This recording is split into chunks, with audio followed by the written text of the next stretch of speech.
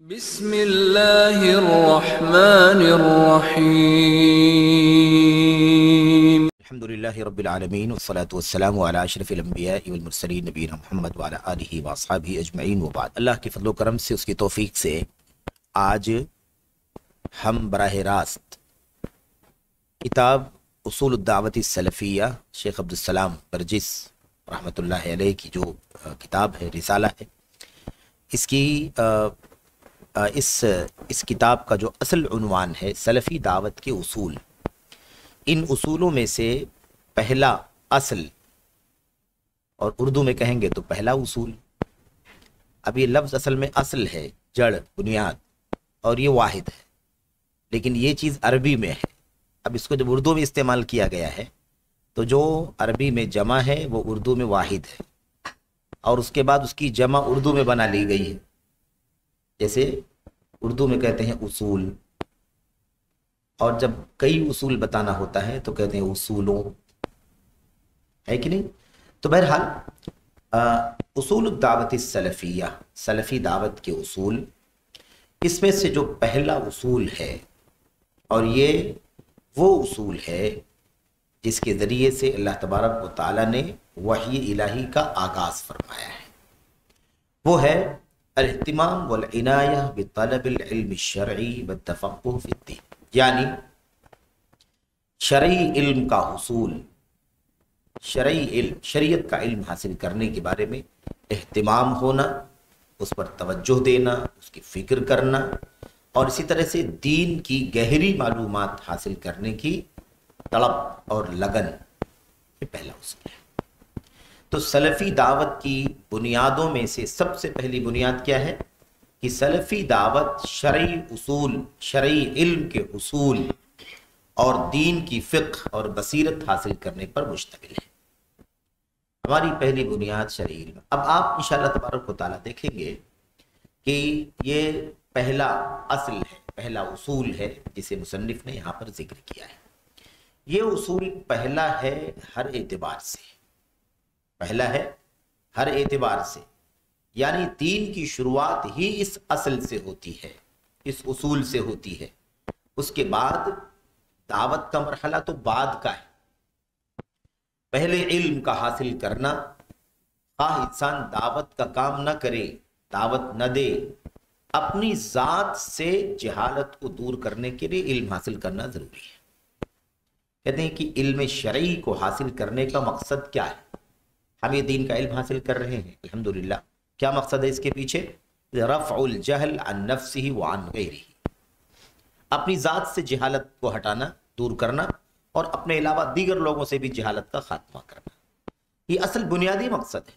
تو جہل ختم کرنا، جہالت ختم کرنا علم شرعی حاصل کرنے کا بنیادی مقصد ہے۔ ایک بات یہیں پر یہ بھی ثابت ہو جاتی ہے، واضح ہو جاتی ہے کہ ہم کہتے ہیں کہ علم شرعی اس لیے حاصل کرتے ہیں تاکہ اپنی ذات سے اور دوسروں سے جہالت ختم کریں۔ تو اب سوال یہ پیدا ہوتا ہے کہ جہالت کو ختم کرنا ہے علم شرعی سے، تو علم شرعی کے سوا دیگر علوم جو حاصل لوگ کرتے ہیں اس سے جہالت ختم ہوتی ہے کہ نہیں ہوتی ہے؟ شرعی علم کی بات ہم لوگ کر رہے ہیں، تفقہ فی الدین کی بات کر رہے ہیں۔ دینی علم، شرعی علم کے حاصل کرنے کا اہتمام ہونا چاہیے، اس پر ہم بات کر رہے ہیں تاکہ جہالت کا خاتمہ ہو، جہالت دور ہو۔ تو اگر ہم اس شرعی علم کے علاوہ دیگر علوم حاصل کرتے ہیں، کوئی بھی علم ہے، سائنس ہے، ٹیکنالوجی ہے، دنیا ہے، کوئی کہربائی ہے، یعنی کیا مطلب وائر مین ہے، یا مثال کے طور پر کوئی کارپینٹر ہے، کوئی تعمیر کا کام کرنے والا ہے، کوئی پلات یعنی ٹائلز لگانے والا ہے، وغیرہ جو بھی علم ہے نا، اگر یہ علوم ہم حاصل کرتے ہیں تو اس کو کس لیے حاصل کرتے ہیں؟ اس کے حاصل کرنے کا مقصد کیا ہے؟ اس کے حاصل کرنے کا مقصد ہمیں اپنی روزی روٹی وغیرہ کمانے کے لیے، دنیا میں کسب معاش یعنی روزی حاصل کرنے کے لیے، گزر بسر کے لیے ہم اس کو حاصل کرتے ہیں، پڑھتے ہیں، سیکھتے ہیں تاکہ ان میدانوں میں ہم کام کریں۔ اس کا مقصد یہ نہیں ہے جو مقصد شرعی علم کا ہے، کیونکہ شرعی علم حاصل کرنے سے حقیقت میں جہالت ختم ہوگی، और दुनियावी उलूम हासिल करने से जितना भी इल्म हासिल हो जाए, अगर ये इल्म हासिल नहीं हुआ है तो असल जहालत ख़त्म नहीं होगी। इसलिए बड़ी बड़ी डिग्रियां रखने के बावजूद भी जो शरीयत के इल्म से नाबलद हैं, शरीयत की निगाह में वो जोहला है, इल्म वाले नहीं। दीन के एतबार से, शरीयत के एतबार से वो क्या है? जोहला है। कुल हल यस्तविल्लज़ीन यअलमून वल्लज़ीन ला यअलमून, जो लोग इल्म रखते हैं और जो लोग इल्म नहीं रखते हैं, आप कहिए कि क्या दोनों बराबर हो सकते हैं? इससे मुराद शरीयत का ही इल्म है, दीन का ही इल्म है। बड़े बड़े अतिब्बा, बड़े बड़े माहिरीन, बड़े बड़े इंजीनियर्स, बड़े बड़े साइंसदान दुनिया के अंदर है कि नहीं है? इतने बड़े बड़े माहिरीन अतिब्बा हैं जो न्यूरोलॉजिस्ट हैं, बारीक बारीक नसों की सर्जरी वो करते हैं, लेकिन अल्लाह तबारक व तआला को नहीं पहचानते, अल्लाह तबारक व तआला का दीन नहीं जानते, अल्लाह के नबी मोहम्मद रसूलुल्लाह सल्लल्लाहु अलैहि वसल्लम की मारिफत नहीं रखते। तो इतनी सारी गहरी मालूमात होने के बावजूद भी वो क्या है? अल्लाह की निगाह में, शरीयत की निगाह में जाहिल है। इस इल्म के साथ दुनिया के उलूम अगर इंसान को हासिल हैं और वो उलूम इंसान को अल्लाह तबारक व तआला से करीब करते हैं, अल्लाह से जोड़ने का काम करते हैं, अल्लाह से नफरत दिलाने, इल्हाद, बेदीनी का रास्ता नहीं दिखाते, तो वो उलूम भी इंशाअल्लाह तबारक व तआला इस बुनियाद पर कि वो इंसान को असल मकसद बताने वाले कामों में मदद करते हैं, वो इल्म भी अल्लाह तबारक व तआला के यहाँ इबादत का काम करेंगे। इसीलिए इबादत की दो किस्में हैं, एक इबादत महदा, खालिस इबादत, यानी वो असल में इबादत है, और एक इबादत नहीं है लेकिन उसकी फवाइद दीनी है, उसकी मसलहत दीन की है, उससे दीन का खैर हासिल होता है, उससे अजर सवाब के रास्ते खुलते हैं, तो उस इल्म को भी हम क्या कहते हैं? ऐसे इल्म को भी इबादत कहते हैं, लेकिन इबादत गैर महज़ा। तो एक चीज़ है सरापा इबादत, और एक ये है कि सरापा इबादत नहीं है लेकिन नीयतों की बुनियाद पर वो चीज़ क्या बन जाती है? इबादत बन जाती है। बहरहाल हम लोग बात कर रहे हैं इंशाअल्लाह तबारक व तआला पहले उसूल दीनी इल्म के हासिल करने, दीन में तफक्को यानी गहरी मालूमात, गहरा इल्म हासिल करने के सिलसिले में। अब शेख कहते हैं इसके तहत थोड़ा सा हम लोग रफ्तार भी बढ़ाएंगे ताकि जो है ना ये कुछ कवर हो। तमहीद में तो काफ़ी वक्त चला गया है क्योंकि बुनियादी सब चीज़ें थी। इंशाअल्लाह तबारक व तआला इसको हम पढ़ते जाएंगे, जहाँ ज़रूरत होगी वहाँ पर हम रुकेंगे, वरना हम इसको पढ़ते हुए आगे बढ़ेंगे। कहते हैं कि आज ज़्यादातर जो जमातें, इस्लामी जमातें, इस्लामी फ़िरक़े, ज़्यादातर आज उनकी हालत ये है कि ये इल्म शरई से दूर है। इल्म शरई से क्या है? दूर है, इल्म शरई उनके अंदर मौजूद नहीं है। अब आप सोचते हैं कि क्यों आखिर ये जो इस्लामी जमातें हैं, असल में जमातें तो नहीं कहना चाहिए, इसी माने में जमात कहा जाता है, फ़िरक़े हैं और अपने आप को वो जमात कहते हैं, तो उनके नाम के एतबार से उनको हम क्या कहते हैं? हम भी जमात कह लेते हैं, वरना जमात एक ही है। जैसा कि इससे पहले बात आ चुकी है कि जमाअतुन वाहिदतुन ला जमात व सिरातुन वाहिदुन ला अशरात। जमात एक ही है, एक से ज़्यादा जमातें नहीं इस्लाम के अंदर, और रास्ता एक ही है, 10 रास्ते नहीं है। सिरात मुस्तकीम एक है, 10 रास्ते नहीं है, और जमात एक है असल में, और जमातें इस्लाम के अंदर नहीं है। उस असल जमात के अलावा जितने हैं वो सब हकीकत में फ़िरक़ हैं, फ़िरक़ दाल्ला। और दाल्ला कहने में कोई हर्ज नहीं है, क्योंकि दाल्ला का मतलब होता है गुमराह, असल रास्ते से हटे हुए। अब वो हटने की मिकदार कितनी है? कोई 5% हटा है, कोई 10% हटा है, कोई 50% हटा है, कोई और ज़्यादा हटा है, कोई इतना हटा है कि रास्ते से पूरे तौर पर मतलब बरगश्ता हो गया है। तो ऐसा भी हो सकता है कि वो इस्लाम के दायरे से बाहर निकल कर कुफ्र में चला गया हो, जैसे वो जमातें या वो फ़िरक़े जिनके यहाँ बदअक़ीदगी पाई जाती, जिनके यहाँ शिर्क बिल्लाह पाया जाता है। तो बहरहाल कहने का मतलब ये है कि ये इतनी सारी जमातें हैं, लेकिन कहते हैं कि इनमें से ज़्यादातर इल्म शरई से दूर है। मिसाल के तौर पर आप जो जमातें हमारे बीच में हैं फ़िरक़े, उनको आप जायज़ा लेकर के देख लें कि वो पढ़ते हैं दीन के नाम पर, क्या पढ़ते हैं, क्या पढ़ाते हैं, उनके पास क्या किताबें हैं, वो सब भी हम जानते हैं। कि ज़्यादातर जो जमातें हैं वो इल्म शरई से क्या है? दूर हैं। उसकी वजह यह है कि उनके यहाँ खालिस तौहीद का इल्म नहीं है। इल्म बहुत कुछ है, बहुत सारे फ़लसफ़े हैं, बहुत सारी अक़लानियात हैं, बहुत सारी थियरियाँ हैं, बहुत सारी नज़रियात हैं, बहुत सारे अफ़कार हैं जो उनकी जमातों और उनके फ़िरक़ों के اہداف اور ٹارگٹ کے اندر شامل ہے، اس پر وہ پڑھتے ہیں، لیکن عقیدہ توحید نہیں پڑھتے، خالص سنت کی تعلیم ان کے ہاں موجود نہیں ہے۔ تو یہ اکثر و بیشتر آپ کو ملے گا۔ قبر پرستوں کو آپ دیکھیے جن کے ہاں قبر اور شرکیات پائے جاتے ہیں، ان کے ہاں اتنی ساری چیزیں ہیں، جلدوں میں کتابیں موجود ہیں ان کے پاس، جلدوں میں۔ اب یہاں سب ساری کتابوں کے نام لینا مقصود نہیں ہے، لیکن آپ دیکھیے جلدوں میں کتابیں، لیکن آپ کو توحید خالص نہیں ملے گی، شرک اور شرکیات کی بہت ساری باتیں بھری پڑی ملیں گی، ہے کہ نہیں؟ ایسے ہی وہ طبقہ جو مثال کے طور پر اپنے آپ کو بہت زیادہ یہ کہتا ہے کہ بھئی ہم دنیا کے اندر دین نافذ کرنا چاہتے ہیں، یہ اخوانیوں کا، جماعت اسلامی والوں کا، قطبیوں کا، جن کے یہاں یہ نظریہ ہے کہ ہم دین نافذ کرتے ہیں، تو ان کی ساری توجہ جو ہے وہ اسی نقطے پر ہے، وہ دین نافذ کرنے کی بات کرتے ہیں، لیکن دین نافذ کرنے کے سلسلے میں وہ اصل جڑ جو ہونی چاہیے اس سے وہ غافل۔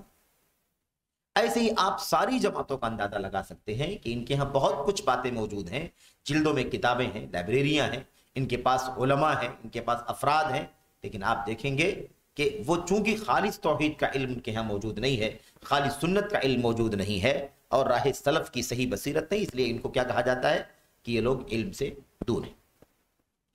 اس کے بعد کہتے ہیں کہ جب یہ حالت ہے ساری دنیا کی میں پائے جانے والے فرقوں کی، تو اس کے بیچ میں ہمارا جو راستہ ہے، سلف کا راستہ جو ہے، یا ایسے مثال کے طور پر سلفیت جو ہے، وہ اللہ کے فضل و کرم سے اپنے مشن کے اندر کتاب و سنت کی دلائل کی وجہ سے، سلف امت کی سیرت کی وجہ سے اپنی بنیادوں میں علم شرعی حاصل کرنا رکھتی ہے، اپنی بنیادوں۔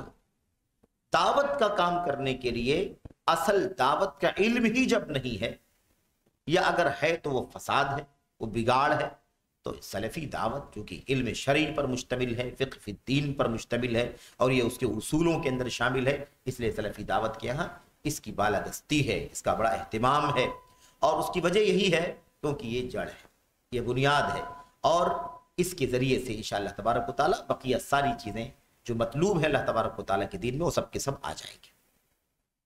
ایسے بھی انسانی زندگی علم کے بغیر اندھیرے میں، تاریکی میں ہے۔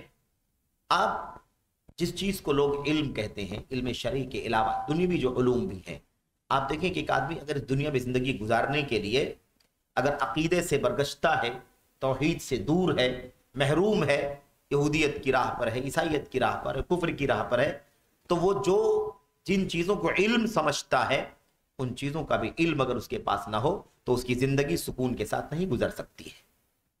تو جب یہ حالت دنیاوی علوم کی ہے تو آپ بتائیے کہ اللہ کے دین کی دعوت کے حوالے سے کیا سب سے پہلے اس دین کا علم ضروری نہیں ہونا چاہیے؟ اس لیے اللہ تبارک و تعالیٰ کے دین میں اس کی بہت زیادہ اہمیت ہے۔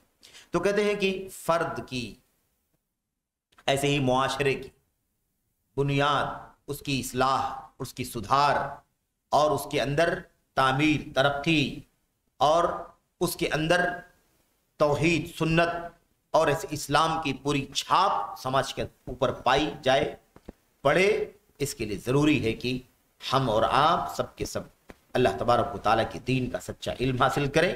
شریعت کا علم حاصل کرنے سے ہی ہمارے اندر روشنی پیدا ہوگی، حسن پیدا ہوگا۔ امام ابن القیم رحمۃ اللہ علیہ کی وہ بات ہمیں یاد آتی ہے جو انہوں نے اپنی کتاب نزہۃ المشتاقین، روضۃ المحبین و نزہۃ المشتاقین، یہ امام القیم کی کتاب ہے، اور خیر بہت اہم کتاب ہے، ساری کتابیں ان کی ایسی ہی ہیں، لیکن اس کتاب کا جو اصل نقطہ ہے، اس کا جو مضمون ہے، وہ یہ سماج کا یہ موضوع ہے۔ اس کے اندر مثال کے طور پر محبت ہے، عشق ہے، اور تعلقات ہیں جو انسانی زندگی کے اندر میاں بیوی کے تعلقات جو حلال تعلقات ہیں، یا مرد و عورت کے جو ناجائز اور حرام تعلقات ہیں، اس کے جو نقصانات ہیں، اس کا جو شر ہے، زناکاری، بدکاری، لواط، فواحش، منکرات، ان تمام موضوعات پر یہ کتاب مشتمل ہے، اور اچھی خاصی کتاب ہے، کئی سو صفحات پر مشتمل ہے۔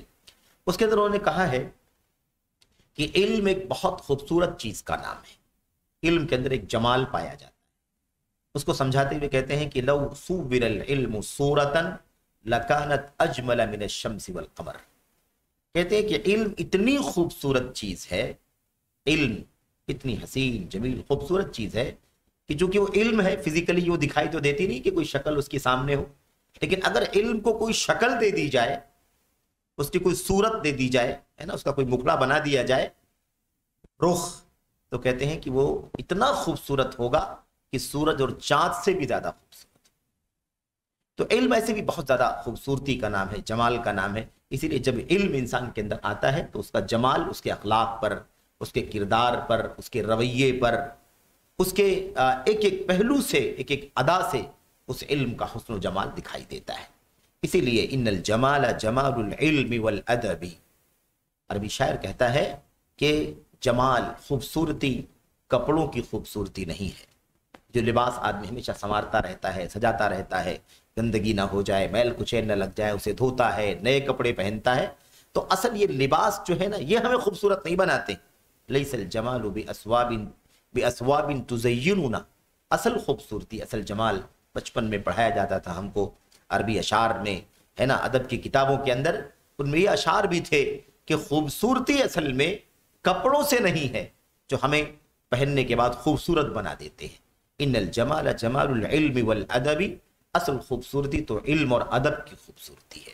تو اگر علم و ادب نہ ہو کسی کے اندر، کتنا بھی اچھا کپڑا پہن رکھا ہو، کتنا بھی اچھا سوٹ اس نے زیبتن کر رکھا ہو، یا مثال کے طور پر مہنگا ہو، لیکن بد اخلاق ہو، زبان گندی ہو، دین اس کے اندر نہ ہو، بد کرداری ہو، تو وہ کپڑے اس کے کس کام کے ہیں؟ تو بہرحال تو یہ چیز ہے۔ اللہ کے نبی صلی اللہ علیہ وسلم کو اللہ تبارک و تعالیٰ نے حکم دیتے ہوئے فرمایا اور علم کا حکم دیا کہ آپ علم حاصل کریں۔ نہ تو آپ کو بولنا ہے، نہ تو آپ کو عمل کرنا ہے، پہلے آپ کو ان دونوں سے علم حاصل ہونا چاہیے۔ بولنے سے پہلے، عمل کرنے سے پہلے علم حاصل کریں۔ آیت کریمہ جو سورہ محمد کی آیت کریمہ ہے، اللہ کے نام سے، اللہ کے نبی کے نام سے موسوم ہے یہ سورت۔ سورہ محمد میں فَاعْلَمْ أَنَّهُ لَا إِلَٰهَ إِلَّا اللَّهُ وَاسْتَغْفِرْ لِذَنبِكَ وَلِلْمُؤْمِنِينَ وَالْمُؤْمِنَاتِ۔ آپ جانیے، فَاعْلَمْ، آپ جانیے، أَنَّهُ لَا إِلَٰهَ إِلَّا اللَّهُ، کہ اللہ تبارک و تعالیٰ کے سوا کوئی سچا عبادت کے قابل نہیں۔ آپ دیکھیے کہ اللہ کے نبی صلی اللہ علیہ وسلم کو اللہ تبارک و تعالیٰ کا حکم ہے کہ آپ جانیے، آپ کو علم ہونا چاہیے، آپ جان لیجئے، آپ معلومات رکھیے کہ اللہ تبارک و تعالیٰ کے سوا کوئی سچا معبود نہیں۔ وہ نبی جو توحید کا داعی بنا کر کے بھیجا گیا، تو شرک کی اور شرک کے اجزاء اور اس کی تمام تر قسموں کو ختم کرنے کے لیے بھیجا گیا، اس نبی کو اللہ تبارک و تعالیٰ کہتا ہے آپ جانیے کہ اللہ کے سوا کوئی سچا معبود نہیں۔ تو یہ ہے علم کا حکم، جانیے۔ اس کے بعد کیا ہے؟ وَاسْتَغْفِرْ لِذَنبِكَ وَلِلْمُؤْمِنِينَ وَالْمُؤْمِنَاتِ، اور آپ اپنے گناہوں کی بخشش مانگیے، استغفار کیجئے۔ ایسے ہی ایمان والے مردوں کے گناہوں کی بخشش مانگیے اللہ سے، ایسے ایمان والی عورتوں کے گناہوں کی بخشش مانگیے۔ یہ عمل ہے، یہ کیا ہے؟ یہ عمل ہے۔ تو پہلے علم ہے اور یہ عمل ہے۔ اور آپ جب اپنی زبان سے کہیں گے استغفر اللہ، ہے نا، یا اللہم اغفر لی، رب اغفر لی، یا اللہم انی اتوب الیک، یا اللہم تب علی، جب آپ کہیں گے اللہ میں تجھ سے مغفرت کا سوال کرتا ہوں، اے اللہ میں تجھ سے مغفرت کا سوال کرتا ہوں، مجھے بخش دے، یا مجھ پر توبہ، میری توبہ قبول فرما لے، تو یہ قول ہے۔ یہ کیا ہے؟ یہ قول ہے، اور یہی قول عمل ہے۔ بولنا ایک عمل ہے، لیکن زبان سے وہ کام ہو رہا ہے، اس لیے وہ کیا ہے؟ قول ہے۔ تو قول اور عمل سے پہلے ہمیں علم کی ضرورت ہے، جیسا کہ نبی کریم صلی اللہ علیہ وسلم کو یہ حکم دیا جا رہا ہے۔ کوئی اگر آ کر کے کہے کہ یہ حکم تو نبی کو ہے، یہ حکم کیا ہے؟ نبی کو ہے، کیونکہ نبی ساری امت کا پیشوا ہے، ساری امت کا رہبر ہے، اس لیے نبی کو اس بات کا حکم دیا گیا ہے۔ ایسی بھی بات کرنے والے لوگ ہیں۔ جب قرآن سنت کی جب بات کی جاتی ہے تو بہت سارے لوگ اپنی جہالت کی بنیاد پر اس طرح کی بات بھی کرتے ہیں، اور یہ ہیں ظاہر پرست لوگ، ہے نا، جو کچھ بھی علم کے اصولوں کو نہیں سمجھتے۔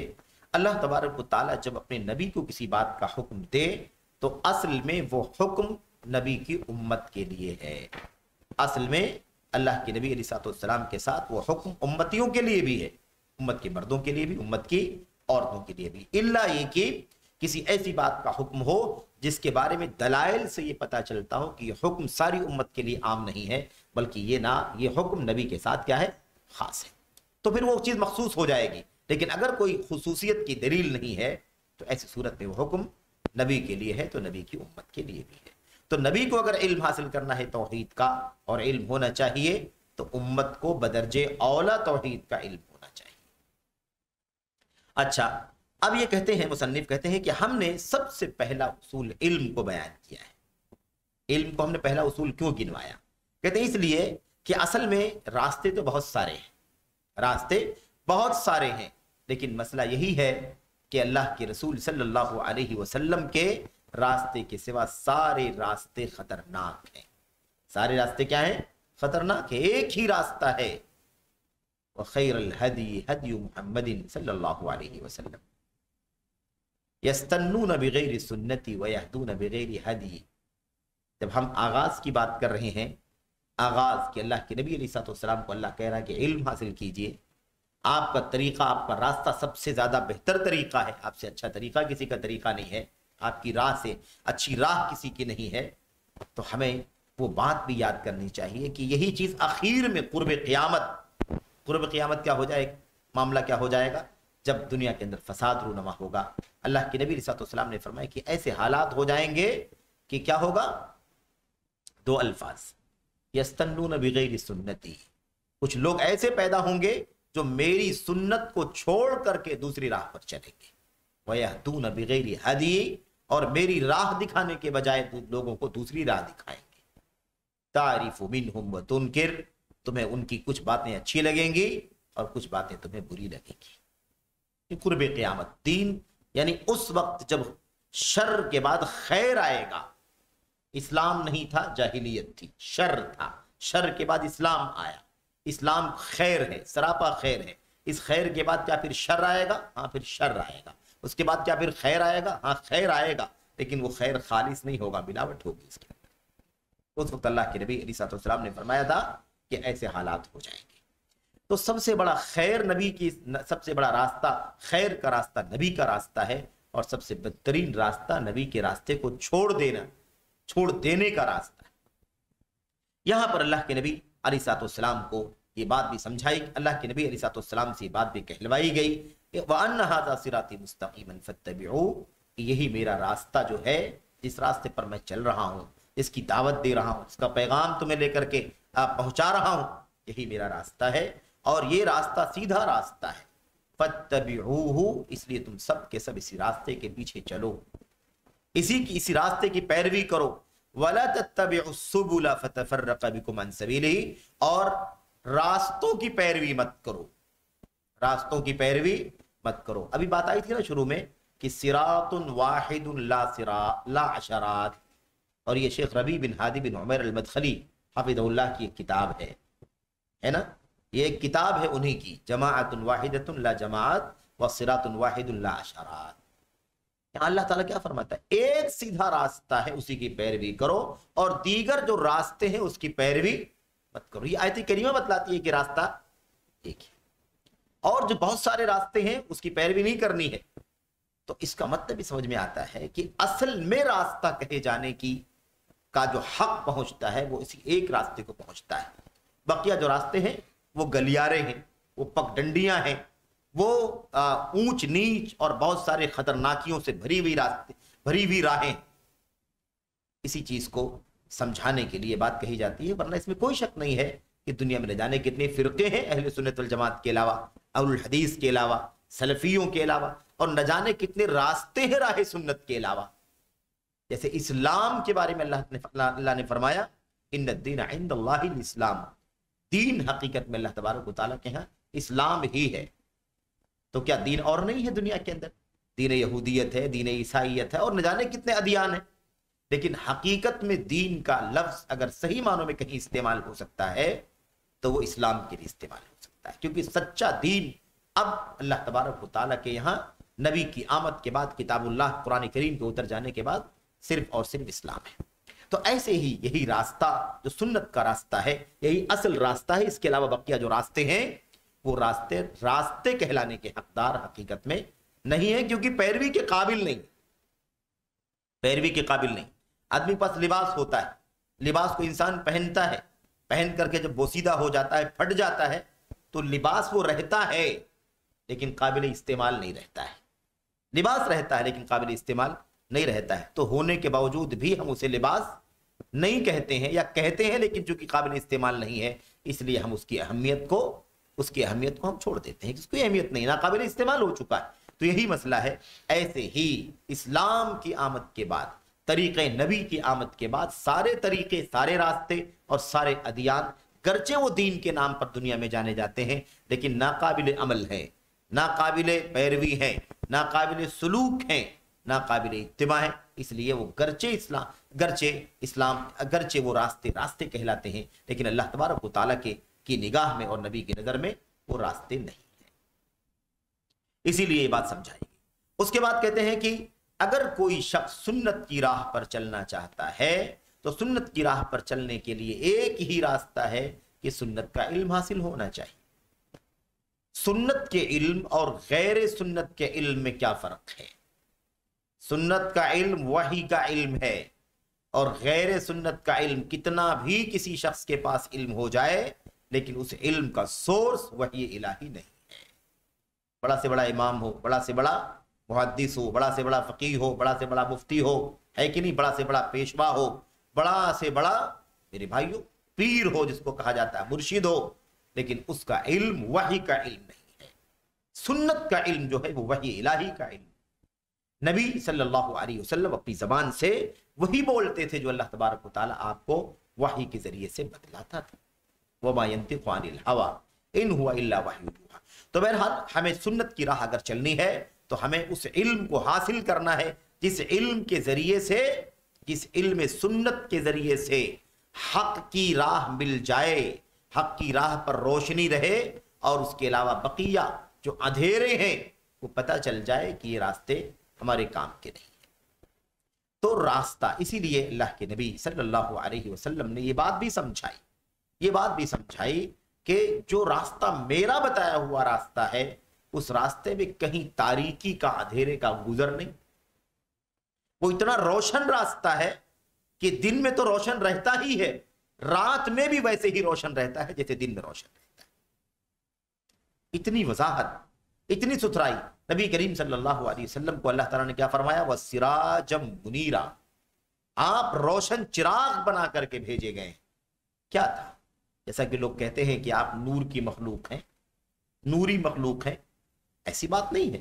اللہ کے نبی علیہ السلام خاکی مخلوق ہیں، اللہ کے نبی صلی اللہ علیہ وسلم اللہ کے بندے ہیں اور حضرت آدم علیہ السلام کی اولاد میں سے ہیں، اولاد آدم کے سردار ہیں، سید ہیں۔ نور سے نہیں پیدا کیے گئے، نور سے پیدا کی گئی مخلوق تو فرشتوں کی ہے، آگ سے پیدا کی گئی مخلوق تو یہ جنات کی ہے کہ نہیں؟ تو اب اللہ تعالیٰ نے اگر نبی کریم صلی اللہ علیہ وسلم کو سراج منیر کہا ہے، روشن چراغ، تو اس کا مطلب کیا ہے؟ اس کا مطلب یہ ہے کہ کفر کی تاریکیوں کے بیچ میں توحید کا چراغ روشن کرنے والے۔ دنیا کے لوگوں کے پیچھے لوگ چلتے ہیں، ان اندھیروں سے نکال کر لوگوں کو ایک روشنی جو اپنی سنت کی راہ ہے، آپ کی جو راہ ہے اس راستے کو دکھانے والے ہیں۔ اس لیے آپ کیا ہیں؟ آپ سراج منیر ہیں۔ قرآن کریم کی آیات کے اندر آپ دیکھیں گے کہ نور کو سنگل استعمال کیا گیا ہے اور ظلمات کو پلورل استعمال کیا گیا ہے۔ کیوں؟ یہی بتانے کے لیے کہ ایک روشنی سارے اندھیروں کو چھانٹ دے گی، وہ اندھیرا کسی بھی وجہ سے ہو۔ دن میں اگر کسی بند کمرے میں اندھیرا کر دیا گیا ہو تب بھی ایک روشنی اس کو روشن کر دے گی، یا سورج ڈوب چکا ہو، رات کی تاریکی ہو، چاندنی شب بھی نہ ہو تو رات کی تاریکی کو بھی وہی روشنی میں بدل دے گی۔ تو ایک روشنی ہر تاریکی کو چھانٹنے کے لیے کافی ہے، ہر تاریکی کو ختم کرنے کے لیے کافی ہے۔ تو اللہ کے نبی صلی اللہ علیہ وسلم کی آمد، آپ کی سنت، آپ کا ہادی اور آپ کا طریقہ انشاءاللہ تبارک و تعالیٰ دنیا کی ساری تاریکیوں کو ختم کر کے روشنی میں بدل دے گا۔ تو اصل میں اسی لیے کہا گیا ہے کیونکہ ایک روشنی ہے اور تاریکیاں بہت ساری، کفر کی تاریکی ہے، نفاق کی تاریکی ہے، شرک کی تاریکی ہے، بدعات کی تاریکی ہے، نفس پرستی کی تاریکی ہے، دنیا بھر کی تاریکیاں ہیں۔ ان ساری تاریکیوں کو ایک نور کے ذریعے سے ختم کر دیا جائے۔ اللہ کے نبی صلی اللہ علیہ وسلم کے بارے میں اللہ تبارک و تعالیٰ فرماتا ہے قُلْ هَذِهِ سَبِيلِي، اے اللہ کے نبی آپ بتا دیجئے کہ آپ کا راستہ یہ ہے۔ راستہ، اسی پر بات چل رہی تھی نا کہ راستہ بتانا ضروری ہے کہ آپ کس راستے کے راہی ہیں، کس راستے کے دائی ہیں۔ قرآن کریم کی آیات کو اللہ کے نبی صلی اللہ علیہ وسلم کی حدیث کی روشنی میں اگر سمجھا جائے تو بڑی آسانی سے بات واضح ہو جاتی ہے۔ اللہ کے نبی صلی اللہ علیہ وسلم نے اپنی ایک لمبی حدیث کے اندر، جس کا کچھ حصہ بھی اس سے پہلے تذکرہ کیا گیا، اس میں آپ نے فرمایا تھا کہ یہ جو اصل راستہ ہے جس کے بارے میں آپ کو کہا جا رہا ہے کہ آپ کہیے کہ میرا یہ سیدھا راستہ ہے، میں اللہ تبارک و تعالیٰ کی طرف اللہ کے بندوں کو بلاتا ہوں علم کی روشنی میں، اور میرے پیروکار بھی بلاتے ہیں۔ اللہ کے نبی علیہ الصلوۃ والسلام نے فرمایا یہی وہ راستہ ہے جو صراط مستقیم ہے، یہی سنت کا راستہ ہے، یہی جنت کا راستہ ہے۔ اور اس کے بعد جو دوسرا مسئلہ ہے وہ یہ ہے کہ بقیہ جو راستے ہیں، ان راستوں میں سے ہر راستے پر شیطان بیٹھا ہوا ہے اور ہر گزرنے والے کو اپنے راستے کی طرف بلاتا ہے۔ تو اب آپ بتائیے کہ سب کلیئر ہے کہ نہیں کلیئر ہے؟ جتنے راستے ہیں ان راستوں میں سے ہر راستے پر شیطان بیٹھا ہوا ہے۔ ایک راستہ ہے جو اللہ کے نبی کا راستہ ہے، وہی جنت کا راستہ ہے، وہی جہنم سے نجات کا راستہ ہے۔ تو اللہ کے نبی صلی اللہ علیہ وسلم کو اللہ تبارک و تعالیٰ کا حکم ہے، آپ یہ بتائیے لوگوں کو کہ یہ میرا راستہ ہے، یہ کیا ہے؟ میرا راستہ ہے۔ اس کے بعد میرے بھائیوں یہ بات سمجھائی گئی کہ علم کے ساتھ ہی اس راستے پر ہم چل سکتے ہیں۔ ادعو الی اللہ علی بصیرۃ انا ومن اتبعنی۔ بصیرت کو کہتے ہیں کس کو؟ علم کو۔ بصیرت کسے کہتے ہیں؟ علم کو۔ بصارت کہتے ہیں نگاہ کی روشنی کو، اور بصیرت کہتے ہیں دل کی روشنی کو۔ بصیرت دل کی روشنی اور بصارت نگاہ کی روشنی۔ تو نگاہ کی روشنی اور دل کی روشنی میں فرق کیا ہے؟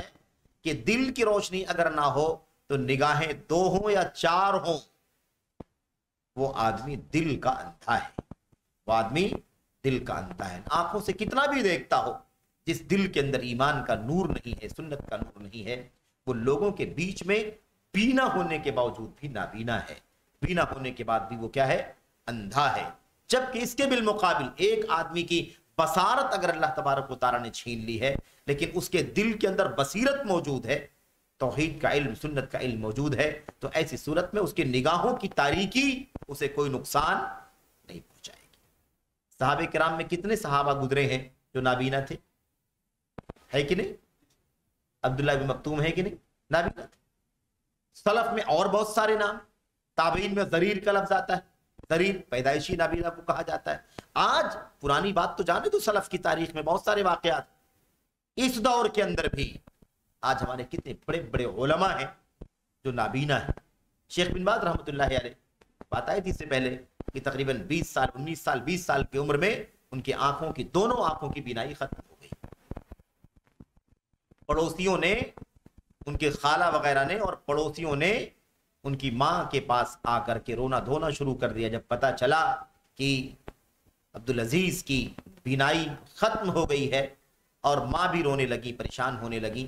لیکن ان سے زیادہ پڑوسی رو رہے تھے کہ کیا ہوگا، اب یہ بچہ تو نابینا ہو گیا، اس کا مستقبل کیسے کٹے گا، یہ کہاں جاب کرے گا، کون اس کو کام کے لیے رکھے گا، کیسی روزی روٹی اس کی، مطلب کہاں سے اس کا انتظام ہوگا۔ تو ماں بہت بڑی مومنہ، بہت بڑی صالحہ تقیہ تھی، انہوں نے کہا میں اللہ سے دعا کر رہی ہوں کہ اللہ تبارک و تعالیٰ تو نے عبدالعزیز کی بصارت چھین لی ہے، مجھے کوئی شکوہ نہیں، تیرے فیصلے پر میں راضی ہوں، دعا ہے کہ اللہ اس بصارت کے بدلے میں اسے بصیرت عطا فرما دے۔ حالت یہ ہو گئی کہ عبدالعزیز بن عبداللہ بن باز پوری دنیا کے امام بن گئے، پوری دنیا کے اہل سنت والجماعت کے امام بنا دیے گئے۔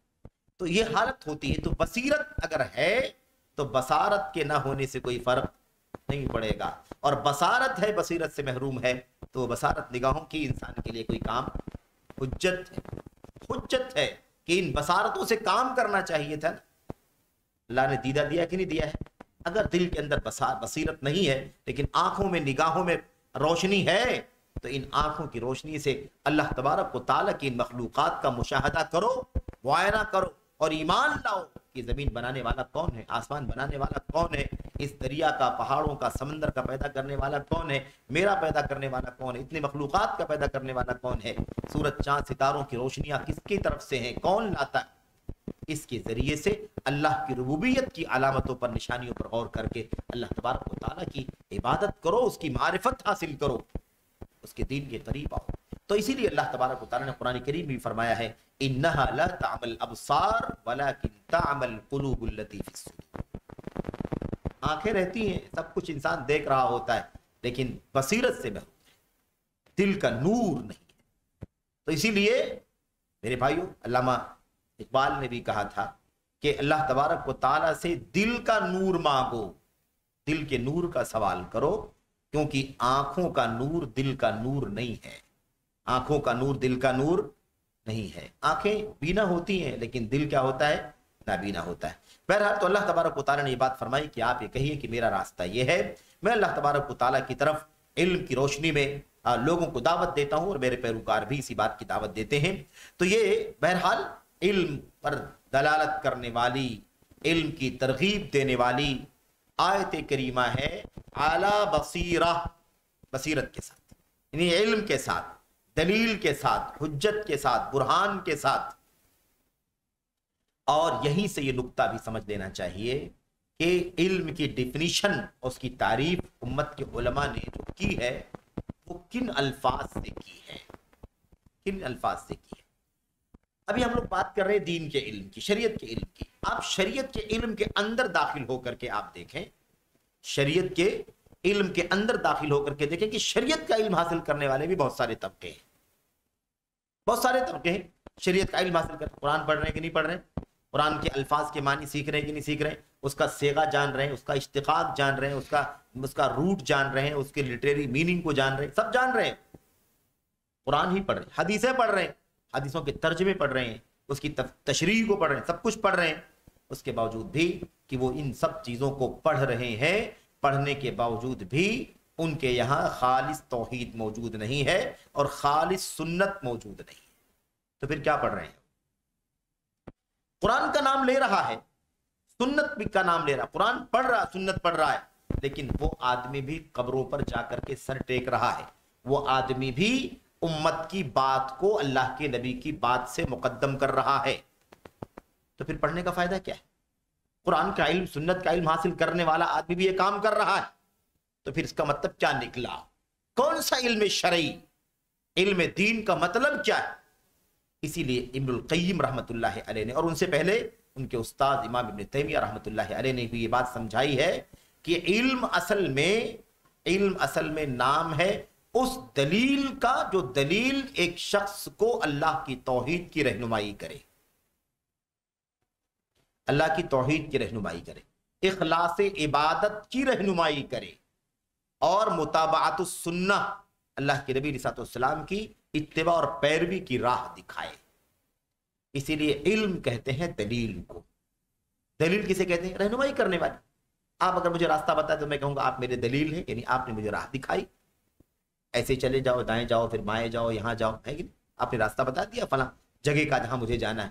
تو اسی لیے دلیل کس کو کہتے ہیں؟ راہ دکھانے والا، رہنمائی کرنے والا۔ اگر علم، شریعت کا علم، قرآن کا علم بھی اگر انسان کو خالص توحید کا راستہ نہ دکھاتا ہو، ہے نا، خالص توحید کا راستہ نہ دکھاتا ہو، اخلاص عبادت یعنی اللہ تعالیٰ کی خالص بندگی کی راہ نہ دکھاتا ہو، نبی کریم صلی اللہ علیہ وسلم کے طریقے اور آپ کی سنت کی طرف نہ لے جاتا ہو، تو وہ علم بھی علم نہیں کہلائے گا، وہ علم بھی علم نہیں کہلائے گا۔ اور یہ اس کی جو دلیلیں ہیں نا، اس کی جو دلیلیں ہیں وہ مشاہدے کی دلیلیں زیادہ واضح ہیں، مشاہدے کی دلیلیں واضح ہیں۔ کیوں؟ اس لیے کہ کتنے ایسے لوگ ہیں جو قرآن سنت اپنے سامنے رکھتے ہیں، اس کو پڑھتے بھی ہیں، لیکن اس کے باوجود بھی وہ اس رہنمائی کرنے والی دلیل کے علم سے غافل ہیں۔ قرآن پڑھنے والا بھی شرک کر رہا ہے، قرآن پڑھنے والا بھی قبروں پر جا رہا ہے، سنت پڑھنے والا آدمی بھی کہاں جا رہا ہے؟ قبروں پر جا رہا ہے۔ قرآن و سنت کا پڑھنے والا بھی، اس کا علم حاصل کرنے والا بھی نبی کریم صلی اللہ علیہ وسلم کو مطلق قابل اتباع سمجھنے کے بجائے امتیوں کے پیچھے لگا ہوا ہے، امتیوں کی باتوں کو، ان کے فرمودات کو، ان کی کتابوں کو، ان کی تحریروں کو نبی کریم صلی اللہ علیہ وسلم کی سنتوں پر مقدم کر رہا ہے، ترجیح دے رہا ہے۔ اس کا مطلب یہ ہے کہ جو علم دلیل جسے کہا جاتا ہے وہ علم اس کے پاس موجود نہیں ہے۔ اسی بات کو اور واضح کر کے امام ابن قیم فرماتے ہیں کہ العلم هو الدلیل علی الاخلاص هو الدلیل علی المتابعہ۔ علم نام ہے توحید کی راہ دکھانے والے کا، اور علم نام ہے سنت کی پیروی کی راہ دکھانے والے۔ تو جب یہ علم ہمیں توحید و سنت کی راہ دکھائے گا تب علم بنے گا، ورنہ یہ علم نہیں بنے گا۔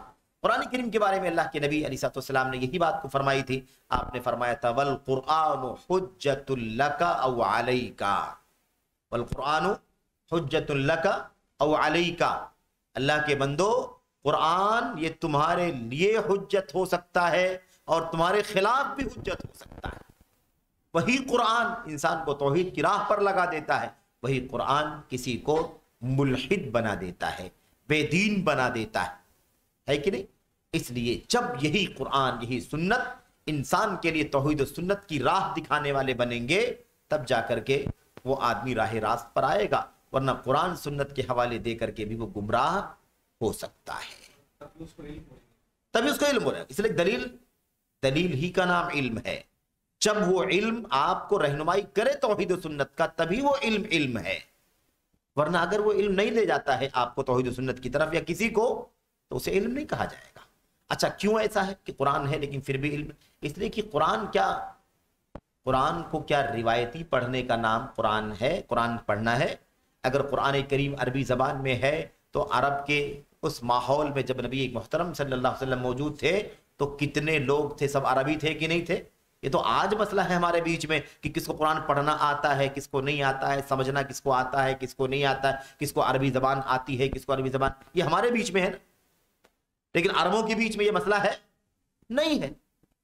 آج کی جو عرب ہے بہت کمزور ہے عربی زبان کے اعتبار سے، لیکن وہ جن عربوں کے بیچ میں قرآن کریم اترا تھا ان کے لیے معجزہ تھا، سب سے پہلے، قیامت تک کے لیے معجزہ ہے قرآن کریم، لیکن ان کے لیے سب سے پہلے معجزہ تھا کیونکہ ان سے زیادہ زبان دانی کا دعویٰ کرنے والا کوئی نہیں تھا۔